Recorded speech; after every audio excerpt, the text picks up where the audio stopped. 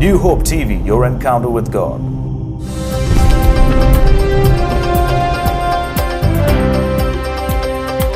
Yesaya, Yesaya, Yesaya, Yesaya, Yesaya, Yesaya, Yesaya, Yesaya.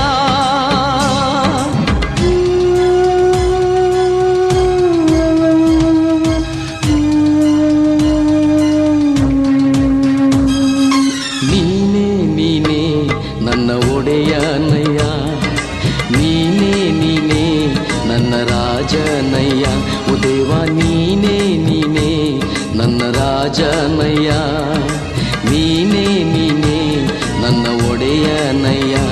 ಏಸಯ್ಯ ಏಸಯ್ಯ ಏಸಯ್ಯ ಏಸಯ್ಯ ಏಸಯ್ಯ ಏಸಯ್ಯ ಏಸಯ್ಯ ಏಸಯ್ಯ ಏಸಯ್ಯ ಏಸಯ್ಯ ಏಸಯ್ಯ ಏಸಯ್ಯ ಏಸಯ್ಯ ಏಸಯ್ಯ.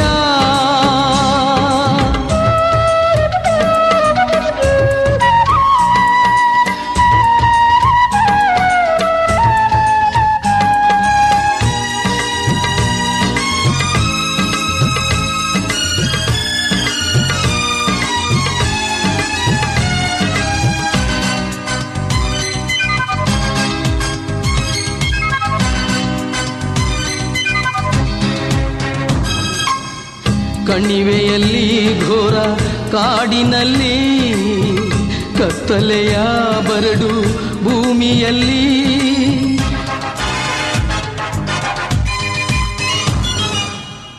ಕಣಿವೆಯಲ್ಲಿ ಘೋರ ಕಾಡಿನಲ್ಲಿ ಕತ್ತಲೆಯ ಬರಡು ಭೂಮಿಯಲ್ಲಿ ನಿನ್ನ ನೋಡುವೆನಯ್ಯ, ನಿನ್ನ ಸ್ತುತಿಸುವೆನಯ್ಯ, ನಿನ್ನ ನೋಡುವೆನಯ್ಯ, ನಿನ್ನ ಸ್ತುತಿಸುವೆನಯ್ಯ. ಏಸಯ್ಯ ಏಸಯ್ಯ ಏಸಯ್ಯ ಏಸಯ್ಯ, ನೀನೇ ನೀನೇ ನನ್ನ ಒಡೆಯನಯ್ಯ, ನೀನೇ ನೀನೇ ನನ್ನ ರಾಜನಯ್ಯ. ಓ ದೇವ ನೀನೇ ನೀನೇ ನನ್ನ ರಾಜನಯ್ಯ, ನೀನೇ ನೀನೇ ನನ್ನ ಒಡೆಯನಯ್ಯ.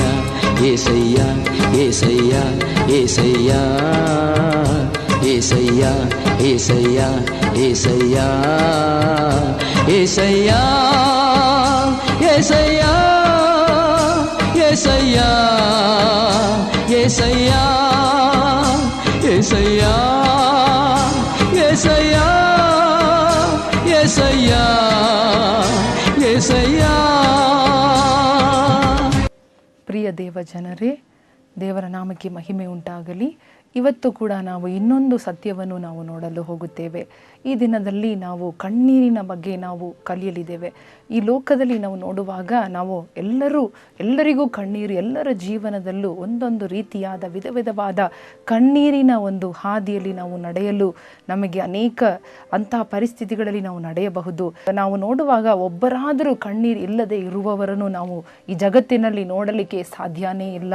ಪ್ರತಿಯೊಬ್ಬೊಬ್ಬರಿಗೂ ಕಷ್ಟ ಬರುವಾಗ ಕಣ್ಣೀರು ಬರುವುದು ಒಂದು ಸಾಮಾನ್ಯವಾದದಾಗಿ, ನ್ಯಾಚುರಲ್ ಅಂದರೆ ಸಹಜವಾದ ಒಂದು ರೀತಿಯಾಗಿ ಸ್ವಾಭಾವಿಕವಾದ ಒಂದು ಕಾರ್ಯವಾಗಿದೆ. ಅನೇಕರು ಇವತ್ತು ಲೋಕದಲ್ಲಿ ನೋಡುವಾಗ ಮಕ್ಕಳು ಅಳುತ್ತಾರೆ, ದೊಡ್ಡವರು ಅಳುತ್ತಾ ಇದ್ದಾರೆ. ಯಾವ ವಯಸ್ಸಿನವರಾಗಿದ್ದರೂ ಕೂಡ ಅವರಿಗೆ ಕಣ್ಣೀರು ತಪ್ಪಿದಲ್ಲ. ಇವತ್ತು ನೋಡುವಾಗ ನಮ್ಮ ಸುತ್ತಲೂ ನಾವು ತಿರುಗಿ ನೋಡುವಾಗ ಅನೇಕ ಮಕ್ಕಳು ತಂದೆ ತಾಯಿ ಇಲ್ಲದೆ ಅನಾಥರಾಗಿ ಅವರು ಕಣ್ಣೀರನ್ನು ಸುರಿಸುತ್ತಾ ಇದ್ದಾರೆ. ಪ್ರೀತಿ ಇಲ್ಲದೆ ಅವರು ಅಳುತ್ತಾ ಇದ್ದಾರೆ. ಅನೇಕರು ದೊಡ್ಡವರು ತಮ್ಮ ಮಕ್ಕಳ ಪ್ರೀತಿ ಸಿಗದೆ ಮಕ್ಕಳನ್ನು ಕಳಕೊಂಡು ಅವರು ಹಿರಿಯರು ಅಂದರೆ ತಂದೆ ತಾಯಿಗಳು ಕಣ್ಣೀರಲ್ಲಿದ್ದಾರೆ. ಅನೇಕ ರೀತಿಯಾದ ವಿಧವೆಗಳನ್ನು ನಾವು ನೋಡುವಾಗ ಅವರು ಕೂಡ ತಮ್ಮ ಪ್ರೀತಿಯ ಗಂಡನನ್ನು ಕಳೆದುಕೊಂಡು ಅವರು ಕಣ್ಣೀರಲ್ಲಿ ಇರುವುದನ್ನು ನಾವು ನೋಡಬಹುದು. ಇನ್ನೂ ಕೂಡ ನಾವು ಹೆಚ್ಚೆಚ್ಚಾಗಿ ನಾನು ಹೇಳಲು ಅವಶ್ಯಕತೆ ಇಲ್ಲ, ನಮ್ಮ ಸುತ್ತಲೂ ನೋಡುವಾಗ ಅನೇಕರು ಕಾಯಿಲೆಯಿಂದ ಅಳುತ್ತಾ ಇರಬಹುದು. ವಿಧವಾದ ರೀತಿಯಾದ ಕಣ್ಣೀರಲ್ಲಿ ನಾವು ಇವತ್ತು ಮುಳುಗಿರಬಹುದು. ಆದರೆ ನಮ್ಮ ಕಣ್ಣೀರನ್ನು, ಕಹಿಯಾದ ಕಣ್ಣೀರನ್ನು ಸಿಹಿಯಾದ ಒಂದು ಆನಂದವಾದ ಒಂದು ಕಣ್ಣೀರಾಗಿ ಬದಲಾಯಿಸಲು ನಮ್ಮ ದೇವರಿಗೆ ಶಕ್ತಿಯೂ ಇದೆ. ನಿಮ್ಮ ಕಣ್ಣೀರನ್ನು ಆತನು ಬದಲಾಯಿಸಲು ಆತನಿಗೆ ಶಕ್ತಿ ಇದೆ ಎಂದು ನಾನು ಓದುತ್ತೇನೆ. ನಾನು ಹೇಳಲು ಬಯಸುತ್ತೇನೆ. ನಮ್ಮ ಜೀವನದಲ್ಲಿ ಕಣ್ಣೀರೇ ಇಲ್ಲದ ಒಂದು ದಿನಗಳು ಬರಲು ಸಾಧ್ಯವಿಲ್ಲದೆ ಇದ್ದರೂ ಕೂಡ ನಮ್ಮ ಕಹಿಯಾದ, ಅಂದರೆ ನಮ್ಮ ನೋವಿನ, ಸಂಕಟದ ಒಂದು ಕಣ್ಣೀರನ್ನು ಒಂದು ಸಂತೋಷಕರವಾದ, ಉತ್ಸಾಹಕರವಾದ, ಆನಂದದ ಕಣ್ಣೀರಾಗಿ ಬದಲಾಯಿಸಲು ಆತನು ಶಕ್ತಿ ಉಳ್ಳವನಾಗಿ, ಯೇಸು ಸ್ವಾಮಿ ಶಕ್ತಿ ಉಳ್ಳವನಾಗಿದ್ದಾನೆ. ಇವತ್ತು ಕೂಡ ಯಾವುದೇ ರೀತಿಯಾದ ಕಣ್ಣೀರಲ್ಲಿ ನೀವು ಹೋಗುತ್ತಾ ಇದ್ದೀರಾ, ಕಣ್ಣೀರಿನ ತಗ್ಗಿನಲ್ಲಿ ನೀವು ವಾಸ ಮಾಡುತ್ತಾ ಇದ್ದೀರಾ, ನಿಮ್ಮ ಮನೆಯಲ್ಲಿ ಯಾವಾಗಲೂ ಅಳುತ್ತಾ ಕಣ್ಣೀರು ಸುರಿಸುತ್ತಾ ಇದ್ದೀರಾ, ನಿಮ್ಮ ಸುತ್ತಲೂ ನಡೆಯುವ ಕಾರ್ಯಗಳು ನಿಮ್ಮನ್ನು ಕಣ್ಣೀರನ್ನು ಸುರಿಸಲು, ಅಳಲು ನಿಮಗೆ ಅದು ನಿಮ್ಮನ್ನು ಅಳಿಸುತ್ತಾ ಇದೆಯಾ? ಇವತ್ತು ನಾವು ಕಲಿಯೋಣ ನಮ್ಮ ಕಣ್ಣೀರು ಹೇಗೆ ಬದಲಾಯಿಸಬಹುದು, ನಾವು ಏನು ಮಾಡಬೇಕು, ನಮ್ಮ ಕಣ್ಣೀರು ಆನಂದವಾಗಿ ಬದಲಾಗಲು ನಾವು ಏನು ಮಾಡಬೇಕು, ನಾವು ಮಾಡುವ ಒಂದೇ ಒಂದು ಕಾರ್ಯವನ್ನು ನಾವು ಇವತ್ತು ನೋಡೋಣ. ಸತ್ಯವೇದದಲ್ಲಿ ಒಂದು ಕಥೆಯನ್ನು ನಾವು ಓದುತ್ತೇವೆ. ನಿಜವಾಗಿ ನಡೆದ ಒಂದು ಅರಸನ ಒಂದು ಜೀವನ, ಒಂದು ರಾಜನ ಒಂದು ಜೀವನದಲ್ಲಿ ನಡೆದ ಸಂಗತಿಯನ್ನು ನಾವು ನೋಡಲು ಇದ್ದೇವೆ. ಯೆಶಾಯ ಬರೆದ ಗ್ರಂಥದಲ್ಲಿ 38ನೇ ಅಧ್ಯಾಯದಲ್ಲಿ ಒಬ್ಬ ಅರಸನು ಯಾವ ರೀತಿಯಾಗಿ ಅವನ ಕಾಯಿಲೆಯಲ್ಲಿ, ರೋಗದಿಂದ, ಅಂದರೆ ಮರಣಕರವಾದ ಒಂದು ಕಾಯಿಲೆ, ಒಂದು ರೋಗದಲ್ಲಿ ಅವನು ಮಲಗಿದನು. ಆಗ ಅವನ ಬಳಿಗೆ ಒಂದು ಪ್ರವಾದಿಯಾದವನು ಬಂದು ಅವನ ಹತ್ರ ಹೇಳ್ತಾನೆ, ನಿನಗೆ ಬಂದಿರುವ ರೋಗವು ಅದು ಯಾವಾಗಲೂ ಅದು ವಾಸಿ ಆಗುವುದಿಲ್ಲ, ನಾನು ಗುಣಪಡಲು ಸಾಧ್ಯವಿಲ್ಲ, ನೀನು ಸತ್ತು ಹೋಗಬೇಕು, ನೀನು ಸತ್ತು ಹೋಗ್ಬಿಡ್ತೀಯ, ಆದ್ದರಿಂದ ನಿನ್ನ ಮನೆ ಕಾರ್ಯಗಳನ್ನು ಸರಿ ಮಾಡಿಕೋ ಎಂದು ಹೇಳಿ ಅವನು ಹೊರಟು ಹೋಗುತ್ತಾನೆ. ಈ ರಾಜನು ಏನು ಮಾಡುತ್ತಾನೆ, ಅವನಿಗೆ ಒಂದು ಮಾತು ಬಂದಿದೆ ಆ ಪ್ರವಾದಿ ಕಡೆಯಿಂದ, ನೀನು ಸತ್ತು ಹೋಗುವೆ, ನಿನ್ನ ರೋಗದಲ್ಲೇ ನೀನು ಸತ್ತು ಹೋಗುವೆ ಎಂದು ಹೇಳುವಾಗ ಇವನಿಗೆ ಭಯ ಆಯಿತು, ಇವನಿಗೆ ಕಣ್ಣೀರು ಬಂತು. ಯೋಚಿಸಿ ನೋಡಿರಿ ಅವನ ಪರಿಸ್ಥಿತಿಯನ್ನು. ಅವನು ಸಾಯುವ ಒಂದು ಮರಣವನ್ನು ಅವನು ನೋಡಬೇಕೆಂಬುವ ಒಂದು ಭಯದಿಂದ ಅವನು ಏನು ಮಾಡಿದನು, ಅವನು ಒಂದು ವೇಳೆ ನೋಡಿದರೆ ಅವನು ಅರಸನಾಗಿದ್ದ ಕಾರಣ ಅವನು ಅಲ್ಲಿ ದೊಡ್ಡ ದೊಡ್ಡ ಡಾಕ್ಟರ್, ವೈದ್ಯರುಗಳನ್ನು ಅವನು ಕರೆಸಬಹುದಿತ್ತು. ಅವನು ತನ್ನ ಸೇನಾ ಪಡೆಗಳ ಮೂಲಕ ಅವನು ಏನಾದರೂ ಒಂದು ದಾರಿಯನ್ನು ಹುಡುಕಿ ಅವರ ಒಂದು ಈ ಲೌಕಿಕವಾಗಿ ಅವನು ಏನೆಲ್ಲ ಮಾಡಲಿಕ್ಕೆ ಅವನಿಗೆ ಶಕ್ತಿ ಉಂಟು ಆ ಶಕ್ತಿಯನ್ನು ಉಪಯೋಗಪಡಿಸಿ ಅವನು ತನ್ನ ಕಾಯಿಲೆಯನ್ನು ವಾಸಿ ಮಾಡಿಕೊಳ್ಳಲು, ತಾನು ಮರಣದಿಂದ ತಪ್ಪಿಸಿಕೊಳ್ಳಲು ಅನೇಕ ರೀತಿಯಾದ ಮಾರ್ಗಗಳನ್ನು ಅವನು ಹುಡುಕಬಹುದಿತ್ತು. ಆದರೆ ಅವನು ಆ ರೀತಿಯಾಗಿ ಮಾಡದೆ ಅವನು ಮಾಡಿದ ಒಂದೇ ಒಂದು ಕಾರ್ಯವನ್ನು ಆ ಒಂದು ಸ್ಥಳದಲ್ಲಿ ನಾವು ಓದಿ ನೋಡುವಾಗ ವಾಕ್ಯವು ಹೇಳುತ್ತದೆ, ಅವನು ತನ್ನ ಮುಖವನ್ನು ಗೋಡೆಯ ಕಡೆಗಡೆ ಅವನು ತಿರುಗಿಸಿಕೊಂಡನು. ನೋಡಿ, ಲೋಕವನ್ನು ನೋಡುವ ತನ್ನ ಮುಖ, ತನ್ನ ಕಣ್ಣುಗಳನ್ನು ತಿರುಗಿಸಿಕೊಂಡು ಅವನು ಗೋಡೆಯ ಕಡೆಗಡೆ ತಿರುಗಿಕೊಂಡು ಯೇಸುವನ್ನು ನೋಡಿ ಅವನು ಕೂಗುತ್ತಾ ಇದ್ದಾನೆ, ದೇವರನ್ನು ನೋಡಿ ಅವನು ಮೊರೆ ಇಡುತ್ತಾ ಇದ್ದಾನೆ, ಪ್ರಾರ್ಥನೆ ಮಾಡುತ್ತಾ ಇದ್ದಾನೆ. ಪ್ರಾರ್ಥನೆ ಮಾಡಿ ಅವನು ಹೆಚ್ಚಾಗಿ ಅತ್ತನು, ಕಣ್ಣೀರು ಸುರಿಸಿದನು ಎಂದು ನಾವು ಓದಿ ನೋಡುತ್ತೇವೆ. ಅಲ್ಲಿ ನಾವು ಓದುವಾಗ ಅವನು ಹೆಚ್ಚಾಗಿ ಅತ್ತನು, ಕಣ್ಣೀರು ಸುರಿಸಿದನು. ದೇವರೇ, ನನ್ನನ್ನು ಕರುಣಿಸು, ನಾನು ಮಾಡಿದ ಎಲ್ಲ ಕಾರ್ಯಗಳನ್ನು ಜ್ಞಾಪಕದಲ್ಲಿ ಇಟ್ಟುಕೋ, ನನಗೆ ಬಂದಿರುವ ಈ ರೋಗದಿಂದ ನನ್ನನ್ನು ಜ್ಞಾಪಕ ಮಾಡಿಕೋ ಎಂದು ಹೇಳಿ ಅವನು ದೇವರನ್ನು ನೋಡಿ ಕಣ್ಣೀರು ಸುರಿಸುತ್ತಾ ಅವನು ದೇವರಲ್ಲಿ ಪ್ರಾರ್ಥನೆ ಮಾಡಲು ಪ್ರಾರಂಭಿಸುವಾಗ ಆ ಒಂದು ತಕ್ಷಣನೇ ದೇವರು ಆ ಪ್ರಾರ್ಥನೆಯನ್ನು ಕೇಳಿದರು. ಅವನ ಕಣ್ಣೀರನ್ನು ಆತನು ಕಂಡರು. ಆತನ ಕಣ್ಣೀರನ್ನು ಒರೆಸಲಿಕ್ಕೆ ಒಂದು ಕಾರ್ಯವನ್ನು ದೇವರು ಮಾಡುವುದನ್ನು ನಾವು ಅಲ್ಲಿ ನೋಡುತ್ತೇವೆ. ಯಾವ ಪ್ರವಾದಿ ಅವನಿಗೆ ಬಂದು ನೀನು ಸತ್ತು ಹೋಗುವಿ ಎಂದು ಹೇಳಿದನು, ಆ ಪ್ರವಾದಿ ಆ ಅರಮನೆಯಿಂದ ಸ್ವಲ್ಪ ಹೊರಗಡೆ ಹೋದ ತಕ್ಷಣ ಅದೇ ಪ್ರವಾದಿಗೆ ದೇವರು ಹೇಳುತ್ತಾನೆ, ನೀನು ಮತ್ತೆ ತಿರುಗಿ ಹೋಗಿ ಆ ಅರಸನ ಹತ್ರ ನೀನು ಹೇಳು, ನಿನ್ನ ಕಣ್ಣೀರನ್ನು ನಾನು ನೋಡಿದ್ದೇನೆ, ನಿನ್ನ ಪ್ರಾರ್ಥನೆಗೆ ನಾನು ಕಿವಿಗೊಟ್ಟಿದ್ದೇನೆ, ಆದ್ದರಿಂದ ನಿನ್ನ ರೋಗವನ್ನು ಗುಣಪಡಿಸುವುದು ಮಾತ್ರ ಅಲ್ಲ, ನಿನ್ನ ಜೀವನದ ಆಯುಷ್ಕಾಲವನ್ನು 15 ವರ್ಷ ನಿನಗೆ ನಾನು ಹೆಚ್ಚಾಗಿ ಕೊಡುತ್ತೇನೆ ಎಂದು ಹೇಳುವಂತ ಕಳುಹಿಸುತ್ತಾನೆ.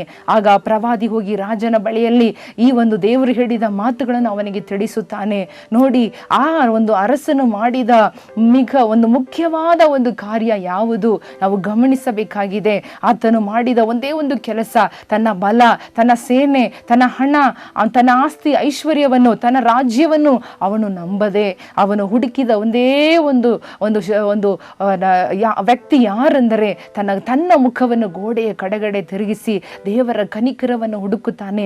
ದೇವರೇ, ನನ್ನನ್ನು ಜ್ಞಾಪಕ ಮಾಡಿಕೋ ಎಂದು ಅವನು ಕಣ್ಣೀರು ಸುರಿಸುವಾಗ ದೇವರ ಕಣ್ಣೀರನ್ನು ನೋಡಿ ಆ ಕಣ್ಣೀರಿಗೆ ಮನ ಮರಗಿ ತಕ್ಷಣ ಯಾವ ಪ್ರವಾದಿ ನೀನು ಸತ್ತು ಹೋಗುವಿ ಅಂತ ಹೇಳಿದೆನೋ ಅದೇ ಪ್ರವಾದಿ ಬಾಯಿ ಮೂಲಕ ಮತ್ತೆ ಅವನಿಗೆ ಒಂದು ವಾಣಿಯನ್ನು ನುಡಿಸಿ, ನೀನು 15 ವರ್ಷ ನಿನ್ನ ಆಯುಷ್ಕಾಲದ ಜೊತೆಯಲ್ಲಿ 15 ವರ್ಷ ಹೆಚ್ಚಾಗಿ ನೀನು ಜೀವನ ಮಾಡುವೆ. ಅದು ಮಾತ್ರವಲ್ಲ, ಅವನ ರೋಗ ಎಲ್ಲವೂ ನೀಗಿತು, ಮರಣಕರವಾದ ರೋಗ ನೀಗಿತು. ನೋಡಿ, ಅವನ ಕಣ್ಣೀರಿನ ಪ್ರಾರ್ಥನೆ ದೇವರ ಮನಸ್ಸನ್ನು ಬದಲಾಯಿಸಿತು.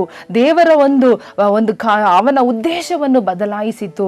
ಅವನಿಗೆ ಮರಣವೇ ಇನ್ಮೇಲೆ ಒಂದು ಕೊನೆ ಎಂದು ಅವನಿಗೆ ಬರೆಯಲ್ಪಟ್ಟಿದ್ದರೂ ಕೂಡ ತನ್ನ ಪ್ರಾರ್ಥನೆ, ತನ್ನ ಕಣ್ಣೀರನ್ನು ಅವನು ಸುರಿಸುವ ಜಾಗ ಒಂದು ವ್ಯತ್ಯಾಸವಾದ ಜಾಗವಾಗಿತ್ತು.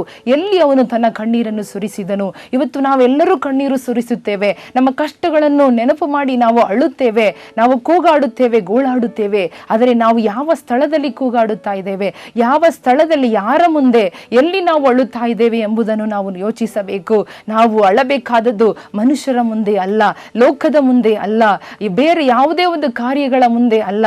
ನಾವು ಅಳಬೇಕಾದ ಒಂದು ಸ್ಥಳ ಉಂಟು. ಅದು ಯಾವ ಸ್ಥಳ ಅಂದರೆ ದೇವರ ಬಳಿಯಲ್ಲಿ, ದೇವರ ಪ್ರಸನ್ನತೆಯಲ್ಲಿ, ದೇವರು ಪ್ರಸನ್ನತೆ ಇರುವ ಜಾಗದಲ್ಲಿ ನಾವು ಪ್ರಾರ್ಥನೆ ಮಾಡುವಾಗ ನಮ್ಮನ್ನು ನೋಡುವ ಆ ದೇವರ ಸನ್ನಿಧಾನದಲ್ಲಿ ನಾವು ಆತನ ಪಾದದಲ್ಲಿ ನಮ್ಮ ಕಣ್ಣೀರನ್ನು ಸುರಿಸಬೇಕಾಗಿದೆ. ಆತನ ವಾಕ್ಯವು ಹೇಳುತ್ತದೆ, ಆತನು ದೇವರು ನಮ್ಮ ಕಣ್ಣೀರನ್ನ ಒಂದು ಬುಗ್ಗೆಯಲ್ಲಿ ಆತನು ಸೇರಿಸಿ ಇಟ್ಟುಕೊಂಡಿದ್ದಾನೆ ಎಂದು ವಾಕ್ಯವು ಹೇಳುತ್ತದೆ. ಅಂಥ ದೇವರು, ನಮ್ಮ ಕಣ್ಣೀರನ್ನ ನೋಡುವ ದೇವರು, ಆ ಅರಸನ ಕಣ್ಣೀರನ್ನ ನೋಡಿದ ದೇವರು, ಆತನ ಪ್ರಾರ್ಥನೆಗೆ ಕಿವಿ ಕೊಟ್ಟ ದೇವರು ನಿಮ್ಮ ಕಣ್ಣೀರನ್ನು ನೋಡುವಂತನಾಗಿದ್ದಾನೆ.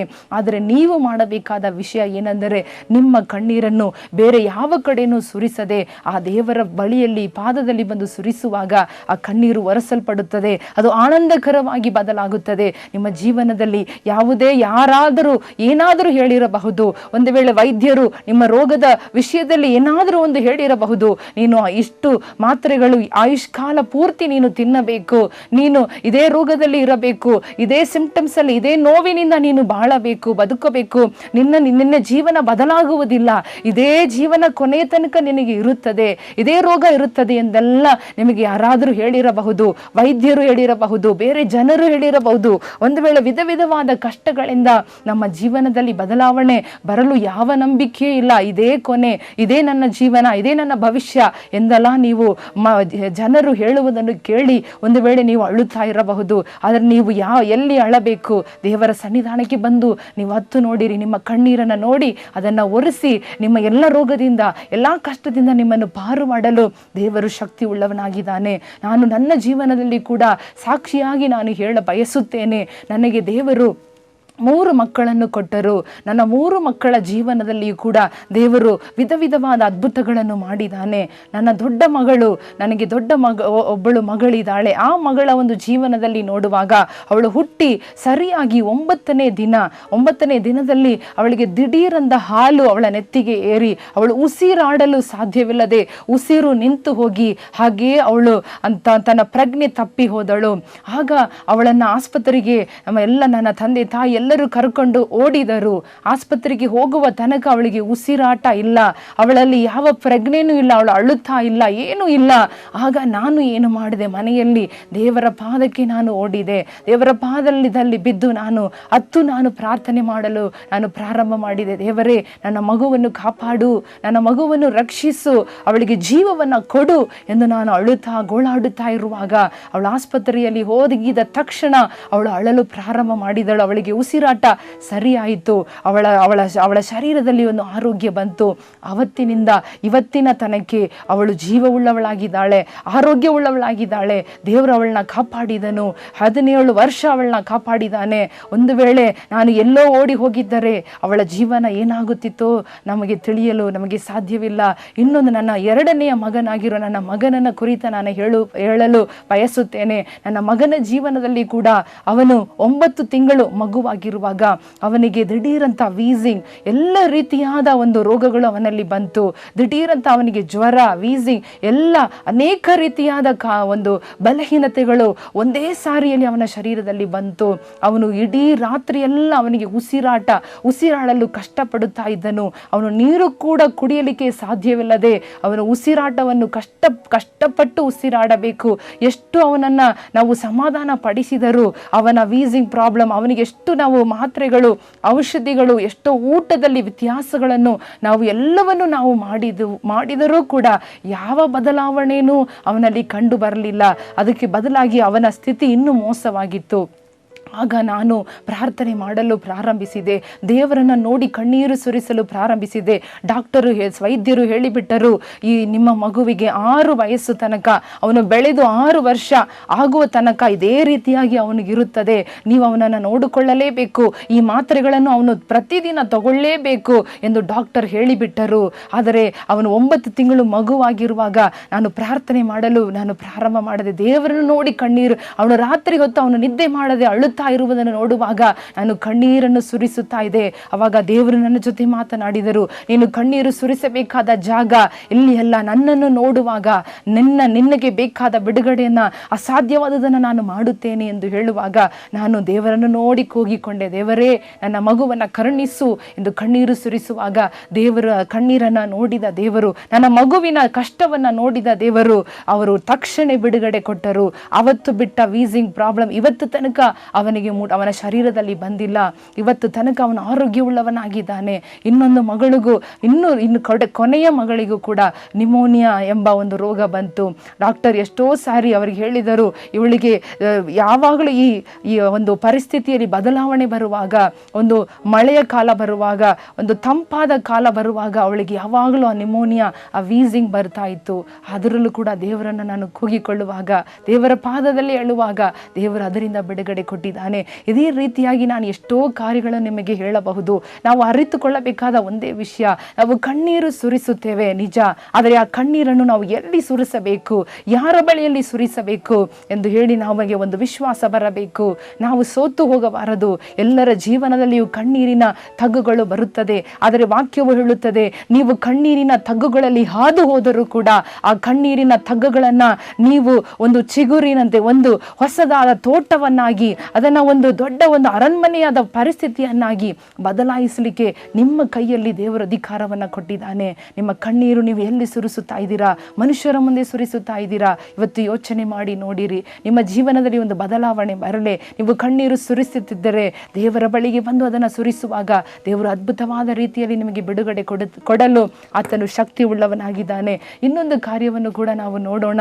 ನಮ್ಮ ತಂದೆ ತಾಯಿಯ ಜೀವನದಲ್ಲಿ ಕೂಡ ನನ್ನ ತಂದೆಯ ಬಗ್ಗೆ ನಾನು ಹೇಳಲು ಬಯಸುತ್ತೇನೆ. ನನ್ನ ತಂದೆಯ ಜೀವನದಲ್ಲಿ 5 ವಿಧವಾದ ರೋಗಗಳು, ವಾಸಿ ಆಗಲಾರದ ಒಂದು ರೋಗಗಳು ಇತ್ತು. ಡಾಕ್ಟರ್ಗಳು ಹೇಳಿದರು, 3 ದಿನದಲ್ಲಿ ನೀನು ಸತ್ತು ಹೋಗುವೆ ಎಂದು ನಮ್ಮ ತಂದೆ ಹತ್ರ ಹೇಳಿ ಅವರನ್ನ ಕಳುಹಿಸಿಬಿಟ್ಟರು. ಆಗ ನಮ್ಮ ತಂದೆ ಮನೆಗೆ ಬಂದು ಅವರು ಮಾಡುವ ಎಲ್ಲ ಕಾರ್ಯ, ಅವರು ಮಾಡಿದ ಹಿಂದಿನ ಅವರ ಜೀವನವನ್ನು ತನಗೆ ಯೇಸು ಸ್ವಾಮಿ ಹತ್ರ ಹೇಳಲು ಅವರು ಪ್ರಾರಂಭಿಸಿದರು. ತನ್ನ ಮೈಯಲ್ಲಿ ಅವರಿಗೆ ಹಾರ್ಟಲ್ಲಿ ಪ್ರಾಬ್ಲಮ್ ಇತ್ತು, ಅವರ ಕಿಡ್ನಿಯಲ್ಲಿ ಪ್ರಾಬ್ಲಮ್ ಇತ್ತು, ಮೈ ತುಂಬ ಗುಳ್ಳೆಗಳು ಬಂದು ಆ ಗುಳ್ಳೆಗಳಿಂದ ರಕ್ತವು ಹರಿಯಲು ಪ್ರಾರಂಭಿಸಿತು. ಮೋಸವಾದ ಒಂದು ಪರಿಸ್ಥಿತಿ, ನಂಬಿಕೆ ಇಲ್ಲದ ಪರಿಸ್ಥಿತಿ, ಇನ್ಮೇಲೆ ಮರಣ ಬರುವುದೇ ಒಂದು ಕೊನೆಯಾಗಿತ್ತು. ಅಂತಹ ಪರಿಸ್ಥಿತಿಯಲ್ಲಿ ನಮ್ಮ ತಂದೆ ದೇವರನ್ನು ಕೂಗಿಕೊಂಡರು, ಯೇಸು ಸ್ವಾಮಿಯನ್ನು ಕೂಗಿಕೊಂಡರು. ಅವರು ಹೇಳಿದರು, ಸ್ವಾಮಿ ನನ್ನ ಎಲ್ಲ ಕಾರ್ಯಗಳನ್ನು ನಾನು ನಿಮ್ಮ ಹಸ್ತದಲ್ಲಿ ಒಪ್ಪಿಸಿಕೊಡುತ್ತೇನೆ ಎಂದು ಹೇಳುವಾಗ, ತನ್ನ ಜೀವನವನ್ನು ಆತನ ಹಸ್ತದಲ್ಲಿ ಒಪ್ಪಿಸಿಕೊಡುವಾಗ ದೇವರು ಎಲ್ಲ ರೀತಿಯಾದ ರೋಗಗಳನ್ನು, ಡಾಕ್ಟರಿಂದ ಆಗದೇ ಇರುವ ಆ ರೋಗಗಳನ್ನು, ದೊಡ್ಡ ದೊಡ್ಡ ರೋಗಗಳನ್ನು ದೇವರು ತಕ್ಷಣ ಯಾವ ಒಂದು ಮಾತ್ರೆ ಇಲ್ಲದೆ, ಔಷಧಿ ಇಲ್ಲದೆ ದೇವರು ಗುಣಪಡಿಸಿದರು. ಇವತ್ತು ನಮ್ಮ ತಂದೆ ಜೀವವುಳ್ಳವರಾಗಿದ್ದಾರೆ, ಆರೋಗ್ಯವುಳ್ಳವರಾಗಿದ್ದಾರೆ. 2 ಜನರು ಮಾಡುವಷ್ಟು ಕೆಲಸವನ್ನು ಅವರು ಮಾಡುತ್ತಾ ಇದ್ದಾರೆ. ಅವರು ನಂಬಿಕೆಯಲ್ಲಿ, ಇವಾಗ ವಿಶ್ವಾಸದಲ್ಲಿ ಒಂದು ಶಕ್ತಿ ಉಳ್ಳವರಾಗಿ, ವಿಶ್ವಾಸದ ಒಂದು ಮನುಷ್ಯನಾಗಿದ್ದಾರೆ. ಯಾವುದೇ ಕಾರ್ಯ ಇವತ್ತು ಅವರ ಜೀವನದಲ್ಲಿ ಬಂದರೂ ಕೂಡ ಪ್ರಾರ್ಥನೆಯಿಂದ ಜಯಿಸುವವರಾಗಿದ್ದಾರೆ. ನಮ್ಮ ತಾಯಿಯೇ ಕೂಡ ನಾವೆಲ್ಲ ಚಿಕ್ಕ ಮಕ್ಕಳಾಗಿರುವಾಗ ಅವರ ಶರೀರದಲ್ಲಿ ಎಷ್ಟೋ ಅವರಿಗೆ ಲಕ್ವ ಹೊಡೆದು ಅವ್ರಿಗೂ ನಡೆಯಲಿಕ್ಕೆ ಸಾಧ್ಯವಿಲ್ಲದೆ ಹಾಗೆಯೇ ಅವರು ಹಾಸಿಗೆಯಲ್ಲಿ ಮಲಗಿದ್ದರು. ಆ ಒಂದು ಸಮಯದಲ್ಲಿ ನಮ್ಮ ಮನೆಯಲ್ಲಿ ತುಂಬ ಕಣ್ಣೀರು ಇತ್ತು. ನಮ್ಮ ತಂದೆ ಹೇಳುತ್ತಾ ಇದ್ದರು, ದೇವರೇ ನನ್ನಿಂದ ಇದನ್ನು ತಡ್ಕೊಳ್ಳಿಕ್ಕೆ ಸಾಧ್ಯ ಆಗ್ತಾ ಇಲ್ಲ, ಮಕ್ಕಳನ್ನು ನೋಡುವವರಿಲ್ಲ, ನೀನು ಒಂದು ಕೆಲಸ ಮಾಡು, ಒಂದು ಅವಳನ್ನ ಗುಣಪಡಿಸು, ಇಲ್ಲದಿದ್ದರೆ ಅವಳ ಜೀವ ಇವತ್ತೇ ಹೋಗಿಬಿಡಲಿ ಅಂತ ಪ್ರಾರ್ಥಿಸುವಾಗ, ಕಣ್ಣೀರು ಸುರಿಸುವಾಗ ದೇವರು ಹುಡುಕಿ ಬಂದು ಆತನು ನಮ್ಮ ತಂದೆಯ ಕಣ್ಣೀರನ್ನು ನೋಡಿ, ನಮ್ಮ ತಂದೆಯ ಪ್ರಾರ್ಥನೆಯನ್ನು ಕೇಳಿ ನಮ್ಮ ತಾಯಿಯನ್ನು ಮುಟ್ಟಿದನು. ಅವರು ಬಗ್ಗಿ ನಡೆಯುವವರಾಗಿದ್ದರು. ಅವರಿಗೆ ಸೀದಾ ಒಂದು ನಿಲ್ಲಕ್ಕೆ ಅವರಿಗೆ ಸಾಧ್ಯವಿಲ್ಲದೆ ಇತ್ತು. ಅವರ ಬೆನ್ನು ಬಗ್ಗಿ ಹೋಗಿತ್ತು, ಇನ್ನು ಅವರಿಗೆ ಲಕ್ವ ಒಡೆದಿತ್ತು. ಎಷ್ಟೋ ಒಂದು ಕಷ್ಟದಿಂದ ಅವರು ಇದ್ದರು. ಅಂಥ ಒಂದು ಶರೀರವನ್ನು ದೇವರು ಮುಟ್ಟಿ ಅವರಿಗೆ ಬಿಡುಗಡೆ ಕೊಟ್ಟರು. ಅವರಿಗೆ ಎಲ್ಲ ರೀತಿಯಾದ ನೋವುಗಳು ಬಿಟ್ಟು ಹೋಯಿತು. ನೋಡಿ, ಇದೇ ರೀತಿಯಾಗಿ ನಾನು ಎಷ್ಟೋ ಸಾಕ್ಷಿಗಳನ್ನು ನಿಮಗೆ ಹೇಳಬಹುದು. ದೇವರು ಅದ್ಭುತ ಮಾಡುವ ದೇವರಾಗಿದ್ದಾನೆ. ನಮ್ಮ ದೇವರು ನಮ್ಮ ಕಣ್ಣೀರನ್ನು ನೋಡಿ ಹಾಗೆಯೇ ಹೊರಟು ಹೋಗುವ ದೇವರಲ್ಲ. ನಮ್ಮ ಕಣ್ಣೀರನ್ನು ನೋಡಿ ನಿಂತು ಮುಟ್ಟಿ ನಮ್ಮನ್ನು ಎಬ್ಬಿಸಿ ನಮ್ಮ ಕಣ್ಣೀರನ್ನು ಒರೆಸುವ ದೇವನಾಗಿದ್ದಾನೆ. ಕಣ್ಣೀರಿನ ತಗ್ಗಿನಲ್ಲಿ ಇವತ್ತು ಹಾದು ಹೋಗುತ್ತಾ ಇದ್ದೀರಾ? ಡಾಕ್ಟರ್ಗಳು ನಿಮ್ಮನ್ನು ಕೈ ಬಿಟ್ಟಿದ್ದಾರಾ? ವಕೀಲರು ನಿಮ್ಮನ್ನು ಕೈ ಬಿಟ್ಟಿದ್ದಾರಾ? ಈ ಲೋಕದ ಎಲ್ಲ ಜನರು ನಿಮ್ಮನ್ನು ನಂಬಿದವರು ನಿಮ್ಮನ್ನು ಕೈ ಬಿಟ್ಟಿದ್ದಾರಾ? ಕಣ್ಣೀರು ಸುರಿಸುತ್ತಾ ಕುಳಿತಿರುವ ಪ್ರಿಯ ಸಹೋದರನೇ, ಸಹೋದರಿಯೇ, ದೇವರು ನಿಮ್ಮ ಕಣ್ಣೀರನ್ನು ಒರೆಸಲು ಆತನು ಬಂದಿದ್ದಾನೆ. ಯಾವುದೇ ಒಂದು ಪರಿಸ್ಥಿತಿ ಮೋಸವಾಗಿರಬಹುದು, ಮರಣಕರವಾಗಿರಬಹುದು, ಯಾವ ಒಂದು ಬಿಡುಗಡೆ ಇಲ್ಲದ ಒಂದು ಜೀವನವಾಗಿರಬಹುದು, ಬಿಡುಗಡೆನೇ ಇದಕ್ಕೆ ಮಾತ್ರ, ಇದಕ್ಕೆ ಔಷಧಿ ಇಲ್ಲದೆ ಇರುವ ಒಂದು ಜೀವನವಾಗಿರಬಹುದು. ಅಂಥದನ್ನು ಬದಲಾಯಿಸುವ ದೇವರು ನಮ್ಮ ದೇವರು, ಜೀವವುಳ್ಳ ದೇವರು. ಆತನು ನಿಮಗೋಸ್ಕರ ಗಾಯ ಹೊಂದಿದ್ದಾನೆ, ನಿಮಗೋಸ್ಕರ ಆತನು ಎಲ್ಲ ಒಂದು ಕಷ್ಟವನ್ನು ಅನುಭವಿಸಿದ್ದಾನೆ. ನಿಮ್ಮನ್ನು ಗುಣಪಡಿಸಲು, ನಿಮ್ಮನ್ನು ಉಜ್ಜೀವಿಸಲು ತನ್ನ ಪ್ರಾಣವನ್ನು ಕಲ್ವಾರಿ ಶಿಲುವೆಯಲ್ಲಿ ಆತನು ಕೊಟ್ಟನು. ನಿಮ್ಮನ್ನು ಜೀವಕರವಾಗಿ ಇಡಲು, ನಿಮ್ಮ ಒಂದು ರೋಗದಿಂದ ಕಣ್ಣೀರನ್ನು ಒರೆಸುವುದಕ್ಕಾಗಿ ಆತನು ತನ್ನ ಶರೀರವನ್ನು ಶಿಲುಬೆಯಲ್ಲಿ ಒಪ್ಪಿಸಿಕೊಟ್ಟನು, ಜೀವವನ್ನು ಒಪ್ಪಿಸಿಕೊಟ್ಟನು, ರಕ್ತವನ್ನು ಒಪ್ಪಿಸಿಕೊಟ್ಟನು. ಇವತ್ತು ನೀವು ನಂಬುವುದಾದರೆ ನಿಮ್ಮ ಕಣ್ಣೀರು ಬದಲಾಗಬಹುದು. ನಿಮ್ಮ ಕಣ್ಣೀರು ಸುರಿಸುವ ಜಾಗವನ್ನು ಬದಲಾಯಿಸಿಕೊಳ್ಳಿರಿ. ನಿಮ್ಮ ಕಣ್ಣೀರು ಆನಂದ ಕಣ್ಣೀರಾಗಿ ಬದಲಾಗುತ್ತದೆ. ಆನಂದವಾದ ಕಣ್ಣೀರನ್ನು ದೇವರು ನಿಮ್ಮ ಮುಖದಲ್ಲಿ ಕೊಡುತ್ತಾನೆ. ವಾಕ್ಯವು ಹೇಳುತ್ತದೆ, ದೇವರು ನಮ್ಮ ಮುಖಗಳಿಂದ ಎಲ್ಲ ಕಣ್ಣೀರನ್ನು ಒರೆಸುವ ಆತನಾಗಿದ್ದಾನೆ. ಇವತ್ತು ನಿಮ್ಮ ಮುಖಗಳಲ್ಲಿರುವ ಕಣ್ಣೀರನ್ನು ಒರೆಸಿಕೊಳ್ಳಿರಿ. ಮನುಷ್ಯನ ಮುಂದೆ ಕಣ್ಣೀರು ಸುರಿಸುವುದನ್ನು ಬಿಟ್ಟು ಬಿಡಿರಿ, ಆತನ ಬಳಿಗೆ ಬನ್ನಿರಿ. ಆತನು ನಿಮ್ಮ ಕಣ್ಣೀರನ್ನು ಒರೆಸುವನು. ನಾವೆಲ್ಲರೂ ಕಣ್ಣುಗಳನ್ನು ಮುಚ್ಚಿ ನಾವು ಪ್ರಾರ್ಥನೆ ಮಾಡೋಣ. ನಮ್ಮ ಕಣ್ಣೀರು ಆತನಿಗೆ ತಿಳಿದವನಾಗಿದ್ದಾನೆ.